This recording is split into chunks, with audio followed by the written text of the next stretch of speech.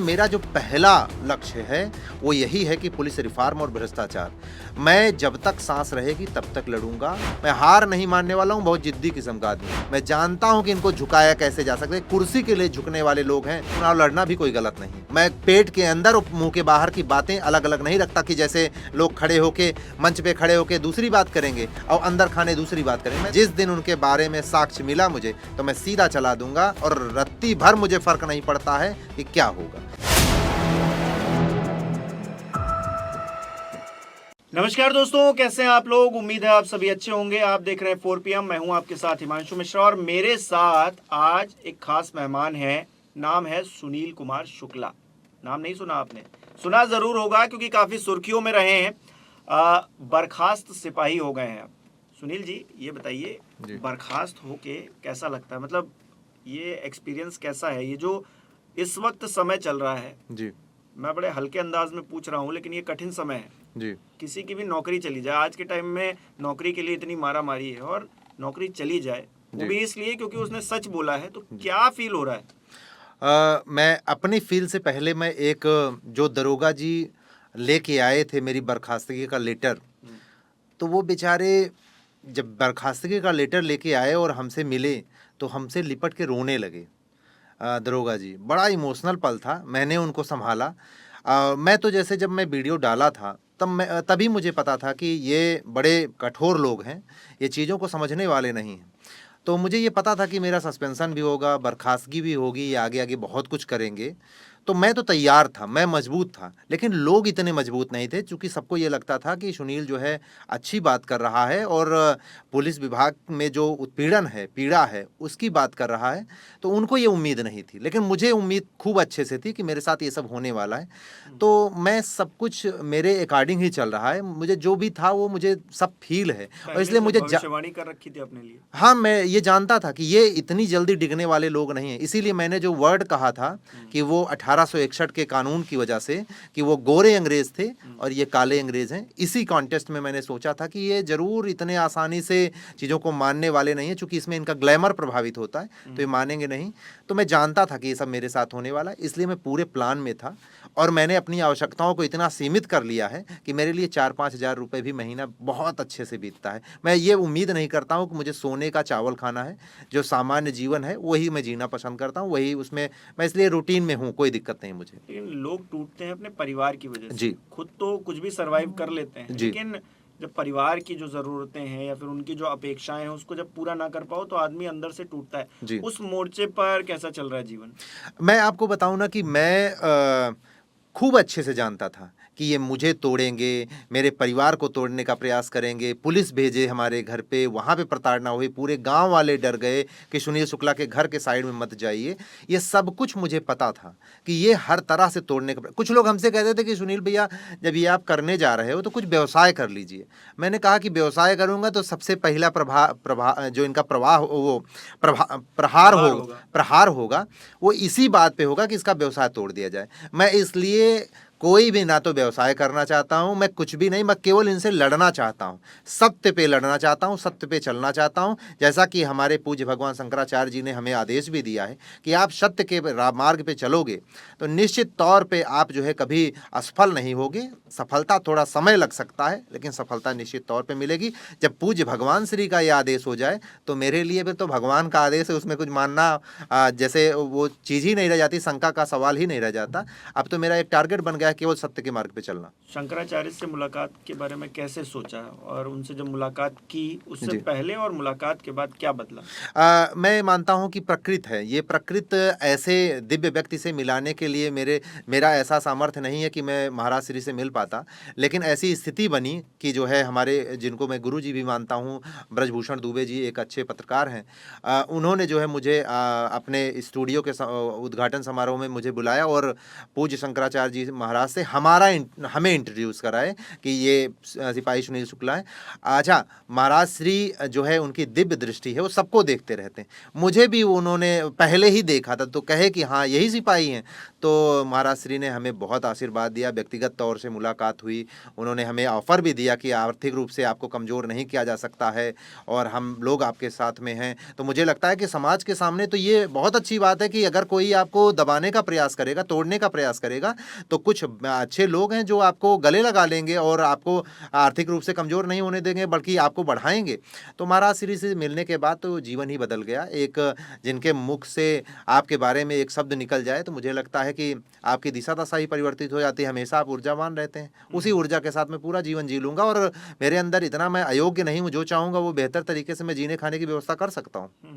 जी अब आगे क्या प्लान है, ये हर कोई जानना चाह रहा है जी। कि सुनील कुमार शुक्ला अब आगे क्या करने वाले हैं। देखिए, नौकरी चली गई, जी। सस्पेंड हो गया, कुछ बोल लिया, उधर से गवर्नमेंट ने प्रेशर डाल दिया, बिल्कुल। लेकिन हमने देखा ना जंतर मंतर पर भी यही हुआ, जो जी। छात्रों का आंदोलन हुआ, लेकिन छात्रों ने झुका कर ही जी। दम लिया। जी। तो सरकार कैसे झुकेगी, ये प्लान आपने क्या बनाया है और आगे क्या करने वाले हैं, उस पर जरा बताइए हमारे दोस्तों। मैं सर एकदम स्पष्ट कर दूं कि मैं इसमें अगर झुकना होता तो मैं चला गया होता। बहुत सारे लोगों ने हमको ऑफ़र दिया कि जितनी आपकी सैलरी मिलती थी उसे डबल दे दूंगा। बहुत सारे हॉस्पिटल वालों ने कहा कि सुनील भाई आपने अच्छा काम किया, आइए आपको वैसे नहीं टूटने दिया जाएगा। तो मैं जा सकता था, लेकिन मेरा जो पहला लक्ष्य है वो यही है कि पुलिस रिफॉर्म और भ्रष्टाचार। मैं जब तक सांस रहेगी तब तक लड़ूंगा। और जो प्लान की बात आपने कहा, तो मैं अभी अपने इस प्रदेश के मुखिया माननीय मुख्यमंत्री जी को अपनी बात बताने का, अपनी पीड़ा बताने का प्रयास किया। अगर मेरी बात नहीं सुनी जाती है, जो भी संवैधानिक तरीका है, जैसे मैं अभी अपने हर वीडियो में ये कहता हूं कि मेरा 60 से 70 लाख का पुलिस परिवार है, तो 60 से 70 लाख पुलिस परिवार कहने का मतलब सीधा ये है कि 60 से 70 लाख वोट है हमारा।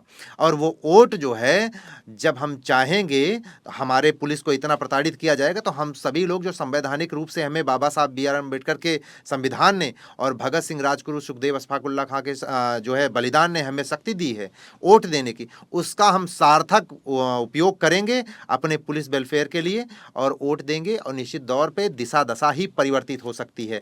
विधानसभा के में जो जीत हार का मार्जिन रहता है 1,500, 2,000, 2,500, 3,000, जब 70 लाख को आप 403 से डिवाइड करेंगे तो तकरीबन 17 से 18,000 वोट होता है। सारी दिशा दशा परिवर्तित हो सकती है।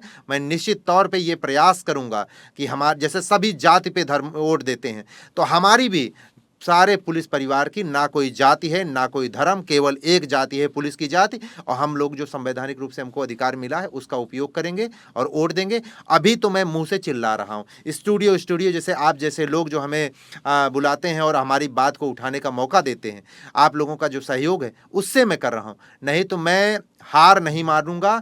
आंदोलन का रास्ता जो संवैधानिक तरीके से मिलता है, मैं जाके अनशन करूंगा। जो भी तरीका होगा, मैं इको गार्डन खाली है वहां पे मैं परमिशन लूंगा और जाके मैं बैठूंगा, अपनी बात करूंगा। मैं हार नहीं मानने वाला हूं, बहुत जिद्दी किस्म का आदमी हूं। जी 28 जून को बर्खास्तगी हो गई जी। उसके बाद से अब तक आपने क्या प्रयास किए? जी। आपने कहा कि मुख्यमंत्री जी से हम अनुरोध करेंगे या जी। फिर तमाम जो बड़े अधिकारी हैं, नेता हैं, उनसे अनुरोध करेंगे। जी। तो अभी तक वो उस राह पे आप कहाँ तक आगे बढ़े?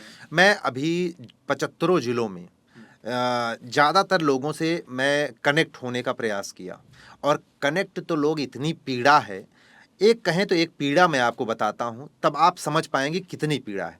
एक दीवान जी हैं, नाम लेना पसंद, नाम उनका लूंगा तो बेचारे वो हमसे सारी पीड़ा बताने के बाद कहे भैया हमारा नाम मत लीजिएगा। इतने इतने प्रताड़ित हैं। उनकी समस्या ये है कि उनकी पत्नी को ब्रेस्ट कैंसर है और उनका एक बच्चा है 90% हैंडीकैप है और मानसिक रूप से विक्षिप्त है कि वो कहीं पे जाता है तो घर से भाग जाता है। लोग दीवान जी को पहचानते हैं और बताते हैं कि दीवान जी आपका बच्चा यहाँ पे है, तो वो आ जाता है घर। उनका जो है ट्रांसफ़र दूसरे जनपद में कर दिया गया है, जबकि वो उनकी पत्नी का इलाज उसी जनपद में कहीं चल रहा है। अब वो इसका जो है शासनादेश भी है कि ऐसे जिनका बच्चा 90% या 70% हैंडीकैप है, तो उनका ट्रांसफ़र जो नियमावली है उससे इतर रखा जाए, उनकी सुविधा अनुसार उनको रखा जाए। लेकिन इतने अमानवीय हैं हमारे स्थापना ऑफिस के जो हमारे अधिकारी हैं, कम से कम वो 5-7 बार बेचारे पेश हो चुके हैं, लेकिन उनकी पीड़ा कोई सुन। इतना जो मानसिक रूप से प्रताड़ित हो गया, जिसकी पत्नी को कैंसर हो, जिसका बच्चा मानसिक रूप से उत्पीड़न हो, पुलिस में एक अलग तरीके की उत्पीड़न होता ही, तो हमको लगता है कोई पशुवत व्यक्ति हो, पशु होगा तभी नहीं समझेगा, नहीं तो हर व्यक्ति को समझना चाहिए। और मुझे लगता है कि उनके साथ न्याय करना, उनके साथ लोग सुनने को तैयार नहीं है। इतनी पीड़ा है लोगों की, तब मैं मजबूर होके इस रास्ते को चुना हूं और इस रास्ते को मैं अंतिम तक पहुंचाऊंगा। मैं जानता हूं कि इनको झुकाया कैसे जा सकता है। कुर्सी के लिए झुकने वाले लोग हैं, जब कुर्सी का इनके दांव पे आ जाएगा तो ये हमेशा झुक जाएंगे। इनको झुका दूंगा निश्चित तौर पे। आप कह रहे हैं इनको झुका दूंगा, लेकिन आपने जिन मुद्दों को उठाया जिसकी वजह से जो है आपको आपकी नौकरी पर बात बनाई, जी, उन मुद्दों का क्या? आपने जो कहा था कि भ्रष्टाचार अंदर चल रहा जी। है, वो अभी भी चल रहा है? कुछ अंदर से जानकारियां तो आती होंगी, बिल्कुल, क्योंकि आपने बिल्कुल। कहा पूरा परिवार है। खूब खूब जानकारी, स्थापना ऑफिस की जानकारी आती है। बस केवल साक्ष्य जिस दिन मिला, उस दिन मैं उसको वीडियो में अटैच करके चला दूंगा। इतना लोगों की प्रताड़ना है, मैं उस शब्द को नहीं कह रहा हूं, लेकिन जो लोग गेम कर रहे हैं उन तक मेरी बात पहुंच रही है। जिस दिन उनके बारे में साक्ष्य मिला मुझे, तो मैं सीधा चला दूंगा और रत्ती भर मुझे फर्क नहीं पड़ता है कि क्या होगा। मैं सीधा उनका केवल टारगेट पे हैं। वो जो लेके पैसा ट्रांसफर कर रहे हैं, उनकी नज़र, वो उनकी फ़ोटो भी मेरे पास है, और बस केवल साक्ष्य कुछ भी मिला तो मैं चला दूंगा और रत्ती भर फर्क नहीं पड़ता क्या होगा। तो ऐसे गेम तो खूब चल रहा है। कहीं कहीं लोग डरने लगे हैं और कहीं कहीं अंदर खाने काम हो जा रहा है। कुछ मतलब कुछ सुधार है, लेकिन वो सुधार अस्थाई नहीं है। कहीं कहीं मौका मिल रहा है तो खूब चल रहा है। यानी कि वो भ्रष्टाचार कर रहा है जिसको मौका मिल रहा है, जिसको नहीं मिल रहा है वो बेचारा नहीं कर पा नहीं, रहा है, नहीं, जिसके मन में डर है। डर है। वो लेकिन नहीं वो कर कर रहे हैं, खूब कर रहे हैं लोग। अभी भी टीएडीए पे कोई रोक नहीं है, खूब बढ़िया से चल रहा है। कोई चिकित्सा प्रतिपूर्ति पे चल रहा है, एचआरए पे चल रहा है, हर जगह चल रहा है। बस क्योंकि उस पर कुछ सुधार ही नहीं। आप एक आदमी को हटा देंगे कुर्सी से तो उससे थोड़े कुछ बदले। मैं चाहता था कंप्यूटरीकृत व्यवस्था हो कि सॉफ्टवेयर अपने आप से ले उस चीज़ को, मनुष्य का जो मानव ह्यूमन बींग का जो है इंटरफेयर उसमें ना रहे, तब वो सुधार हो सकता है। नहीं एक कुर्सी दूसरी कुर्सी बदल देने से थोड़े कुछ सुधार होगा। इसलिए मैं चाहता हूँ कंप्यूटरीकृत व्यवस्था हो, जैसे अंदर खाने जब भ्रष्टाचार खत्म होगा तो बाहर भी खत्म होगा।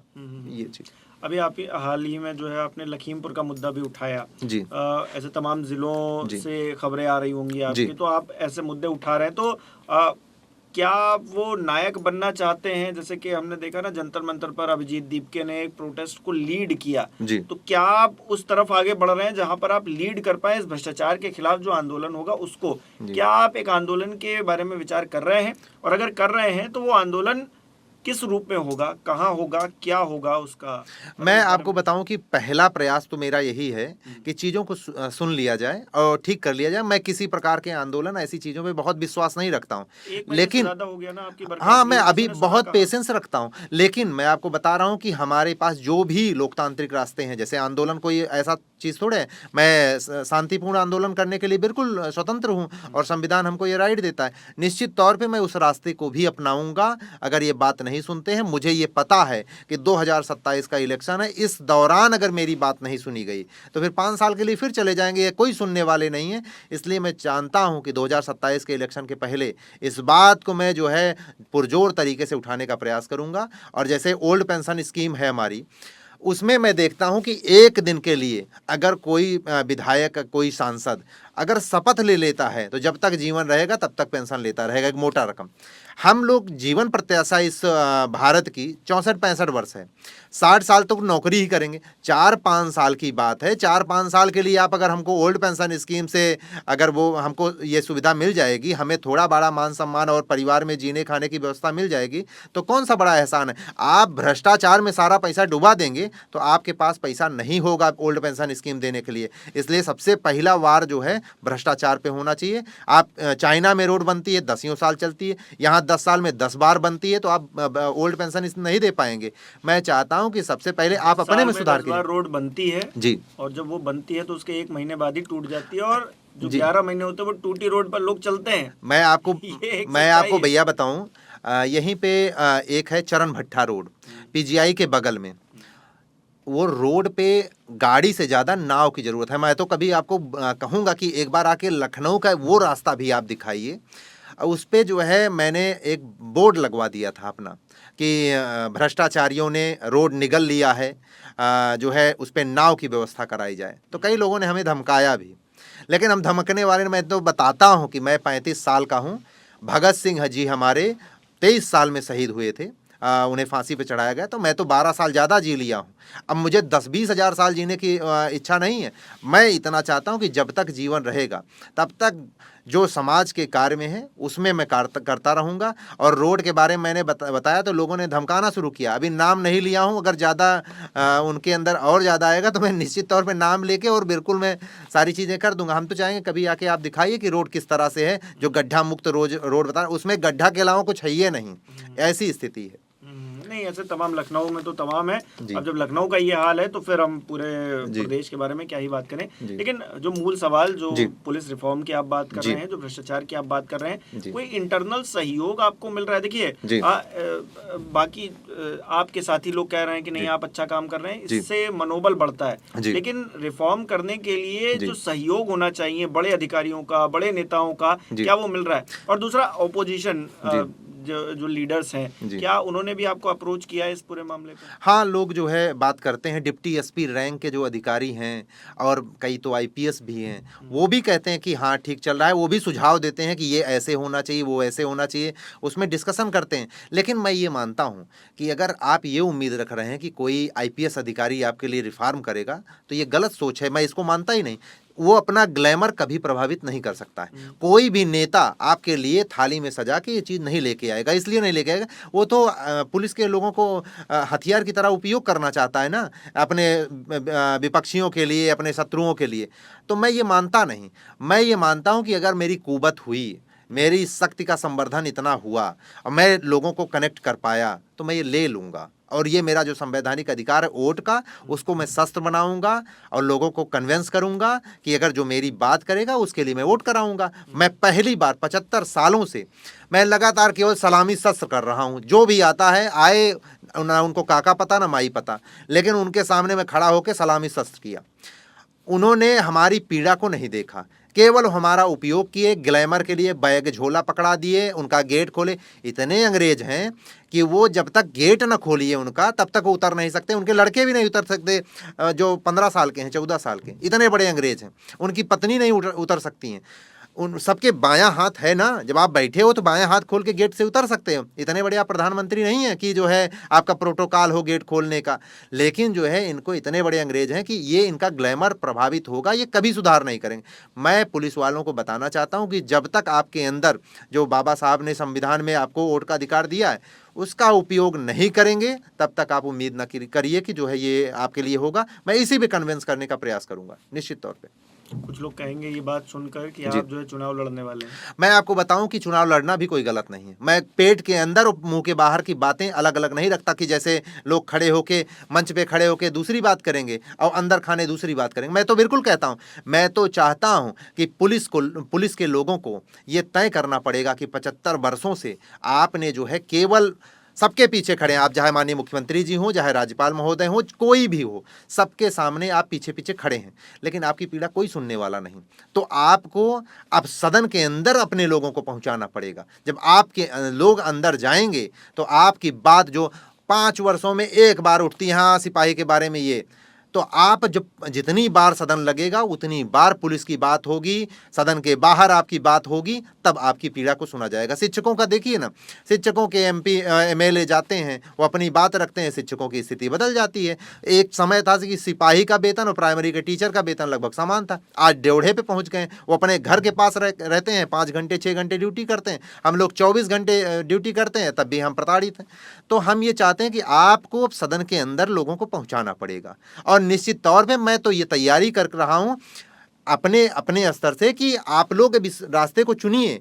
हम ये नहीं कहते कि सुनील शुक्ला को आप विधायक बना दीजिए, लेकिन मैं जरूर चाहता हूं कि जो अमिताभ ठाकुर जैसे लोग हैं, जिन्होंने लड़ाई लड़ी है, सर्वेश चौधरी जैसे लोग हैं, उनको भेजिए ना। मुझे कोई ऐसा ये नहीं है कि मैं विधायक बनूं। मैं चाहता हूं कि आपके लोग जाने चाहिए सदन के अंदर। सर्वेश चौधरी जी जिन्होंने आंदोलन किया पुलिस वेलफेयर के लिए, हो सकता है आप नाम भी जानते हो, मथुरा के रहे, उनकी स्थिति यह है कि आज उनको समोसे की दुकान लगानी पड़ रही है। हम कह रहे हैं कि पुलिस के लिए जो आदमी लड़ेगा उसको समोसे की दुकान मैं तो कहता हूं कि मैं उसको सदन के अंदर भेजूंगा, विधायक बनाऊंगा। नहीं, आजकल तो बहुत सारे पत्रकार भी हैं, वो पकौड़ा भी लगा रहे हैं। फिल्म सिटी में जाइए जी। तो देखिए, तो वो सारी चीजें तो है, जी। ठीक है। लेकिन आप जो ये कह रहे हैं वो बड़ी बात है कि जी। मैं चुनाव लड़ने से भी पीछे नहीं हटूंगा। जी। तो अगर आप राजनीतिक तौर पर इस मामले को उठाएंगे जी। तो फिर ये जो पूरी बहस है वो दूसरी तरफ चली जाएगी। जी। वो जो पूरा मामला है वो दूसरी तरफ, राजनीतिक तौर पर अगर जी। देखा जाएगा तो फिर तो आप अखिलेश यादव जिस तरह से कोसे जाते हैं हर मामले पर, जी। आप भी कोसे जाएंगे। मैं आपको बताऊं ना भैया कि जैसे सर से लेकर पैर तक जब आपको राजनीति प्रभावित करे और कोई कहे कि राजनीति की बात मत करिए, तो मुझे लगता है कि इससे ज़्यादा बकवास की बात कुछ नहीं हो सकती। आप स्वास्थ्य से जाइए, तब वहाँ पे राजनीति, शिक्षा, सुरक्षा, कोई भी चीज़ है उसमें सर से लेकर पैर तक आपको राजनीति प्रभावित करती है। आप कहें कि राजनीति की बात मत करिए, तो ये बकवास से ज़्यादा कुछ भी नहीं है। आप चिल्लाते चिल्लाते मर जाएंगे, यहाँ नसें फट जाएंगी, आपकी बात कोई नहीं सुनेगा। सुनाने के लिए ज़रूरी है कि कुर्सी खतरे में आ जानी चाहिए। जब कुर्सी खतरे में आएगी तो आपकी बात सुनी जाएगी। मैं उस पर पूरी तरह से विश्वास रखता हूँ। आप ये कह रहे हैं कि हम राजनीतिक तौर पर इतना आगे बढ़ेंगे, इतना प्रभावित करेंगे कि इनको मजबूर हो जाना पड़ेगा। मैं ये चाहता हूँ कि पुलिस रिफॉर्म करने के लिए जो भी तरीके होंगे वो सब तरीके अपनाए जाएंगे। राजनीतिक तरीका, राजनीति कोई गाली नहीं है। हाँ, लोगों ने गाली बना दिया कि अपने व्यवसाय को चमकाने के लिए विधायक बनना चाहते हैं और विधायक बन के केवल अपनी राजनीति को, वो अपने व्यवसाय को चमकाना चाहते हैं। ये गलत है। तो ऐसा ना होता तो संसद में 95% जो है करोड़पति अरबपति लोग ना पहुंचते, 40% से ज्यादा अपराधी ना पहुंचते। गंभीर अपराध है, बिल्कुल बिल्कुल बिल्कुल, एकदम। हमारी जो जनता भी है ना, बहुत भोली भाली है। उनको एक्चुअली में इकोनॉमिक्स नहीं पढ़ाया जाता है। अगर इकोनॉमिक्स पढ़ा देना, सब बागी हो जाएंगे। वो देश की स्थिति समझ लेंगे ना कि क्या चल रहा है, कि हमारा 2,35,000 का पर कैपिटा इनकम है, प्रति व्यक्ति आय 2,35,000 के राउंड फिगर में है। और हमें भारत का 85% पॉपुलेशन 8,000 से 10,000 कमाता है। तो उनका हिस्सा ही 8,000 को मल्टीप्लाई करें 12 से 12 96, तो यानी 1 लाख भी नहीं पहुंच रहा है। और पूरे परिवार के लिए वो 8,000 रुपया महीना कमा रहा है, तो वो बिल्कुल बागी हो जाएगा। वो पर कैपिटा इनकम तो सर मुझे लगता है बेवकूफ बनाने के लिए है, क्योंकि कुछ कोई कमा रहा है अरबों में और बिल्कुल किसी के पास खाने को नहीं। 80 करोड़ देश के जो लोग हैं उनको राशन देना पड़ता है। इससे बड़ा दुर्भाग्य क्या हो सकता है कि हम अपने पैरों पर तक नहीं खड़ा कर पा रहे हैं लोगों को। तो ये तो दुर्भाग्य की मैं तो कहता हूँ हिस्सा मिलना चाहिए ना, हमें कम से कम जीने खाने का तो मिला। मैं एक बात और बताऊं आपको, हमारे पास ये जो सफाई करते हैं नगर निगम में, वो फ़ोन करते हैं। एक की संख्या में नहीं, कम से कम अभी तक जब से मैंने किया 500 की संख्या में कॉल किए होंगे। वो कहते हैं कि 13,000 हमको सैलरी मिलती है, उसमें से 1,000 वो उनका अधिकारी खा जाता है। इससे बड़ा दुर्भाग्य की बात इस देश के लिए क्या हो सकती है कि उनको भी नहीं छोड़ रहे हो, जो साफ सफाई कर रहे हैं। कितना कूड़ा, कितनी गंदगी को जो है साफ करते हैं बेचारे, और वो कितने महान हैं कि वो आपकी की हुई गंदगी को साफ करते हैं। और 13,000 रुपया जो उनको मिलता है, उसमें से 1,000 रुपये आप खा जाते हो। कितना गिरोगे। और मैं आपको और एक बताता हूँ, जो ये सिक्योरिटी गार्ड की नौकरी करते हैं, जो आर्मी से रिटायर होके आए तमाम जगहों से, इनको बैंक तकरीबन जो लोग बताते हैं, मैं वो बता रहा हूँ, 27 से 28,000 रुपया इनको जो है बैंक देती है। इनको मिलता है 12 से 14,000। केवल आदमी ने सिक्योरिटी कंपनी बना लिया, आधा पैसा वो बैठे बैठे खा जा रहा है। क्या इनके बीवी बच्चे परिवार नहीं है क्या? कितना गिरोगे। और ये इतना गिर सकते हैं तो सुनील शुक्ला जैसे लोग उठेंगे, इसका विरोध करेंगे। अभी आप देखते जाइए, मैं हर चीज़ का विरोध करूंगा। भ्रष्टाचार में जो भी आएगा उस हर चीज़ का विरोध करूंगा। तो ये जो सिलसिला है ये कहाँ तक जाने वाला है? आप कह रहे हैं कि हम सरकार को झुका कर रहेंगे और इसके लिए जो भी रास्ता होगा उसको अख्तियार करेंगे, अहिंसावादी। जी बिल्कुल एकदम जी बिल्कुल। गांधी जी ने जो कहा है एकदम वही तरीका होगा। अगर आप मुझे एक थप्पड़ भी मारोगे तो मैं हाथ पीछे बांध के ही आपसे बात संवाद करूंगा, ये तरीका रहेगा। मैं कभी भी जो है हिंसात्मक कोई तरीका मुझे पसंद भी नहीं है। मैं जानता हूं कि वो तरीका भी ठीक नहीं है, मैं उस पर कभी इंटरेस्ट भी नहीं रखता। मैं किसी पुलिस वाले को आज तक ये नहीं कहा कि आप अपनी नौकरी को छोड़ के आइए मेरे साथ खड़े होइए। मैं कहता हूं कि आप जो है अपनी नौकरी करते रहिए, एकदम सुरक्षित करते रहिए। आपका मौन समर्थन ही मेरे लिए काफ़ी, मैं अकेला लड़ने के लिए काफ़ी हूँ। समाज में लोग आपकी पीड़ा को समझते हैं, वो मेरे साथ आएंगे। आप जैसे पत्रकार साथी हमारे साथ हैं और मैं उसको बिल्कुल, मैं जो भी होगा मैं तरीका अपनाऊंगा।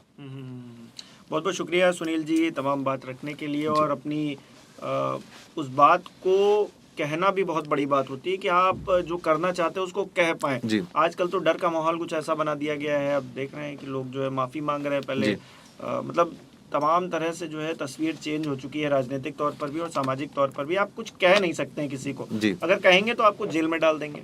सोनम वांगचुक को तक नहीं छोड़ा इन्होंने, जी, तो जी। फिर इससे बड़ी बात और क्या हो सकती है। बिल्कुल। तो लोगों ने अपने मुंह में दही जमा लिया है, लेकिन मैं दही नहीं जमाऊंगा। कुल मिला के जब तक का जीवन है, राधा रानी ने जो दिया होगा, चाहे वो, मैं अगर मर सकता हूं तो कौन यकीन के साथ कह सकता है कि वो आधा घंटा जीवित रहेगा? तो कोई भी मर सकता है। सही बात। जितना दिन का राधा रानी ने दिया है, उससे 1 मिनट ज्यादा आप नहीं जी सकते, तो इतना डरने की जरूरत नहीं है। जो लड़ेगा वो भी मरेगा, जो नहीं लड़ेगा वो भी 10-20 हजार साल नहीं जिएगा। भगत सिंह को मारने वाले भी नहीं रहे, और भगत सिंह तो मान लीजिए शहीद हुए, अमर हो गए। अमर हो गए। बिल्कुल। बहुत बहुत शुक्रिया सुनील जी हमारे साथ जुड़ने के लिए। हमारे दर्शक किस तरह से देख रहे हैं? सुनील कुमार शुक्ला बर्खास्त सिपाही एक लड़ाई लड़ रहे हैं, क्या आप भी उनके साथ हैं? अगर हैं तो क्यों हैं, और अगर नहीं है तो क्यों है, क्यों नहीं है? कमेंट करके जरूर बताइएगा। बहुत बहुत शुक्रिया ये पॉडकास्ट देखने के लिए। आप हमें सहयोग भी कर सकते हैं ज्वाइन बटन पर क्लिक करके। बहुत बहुत धन्यवाद।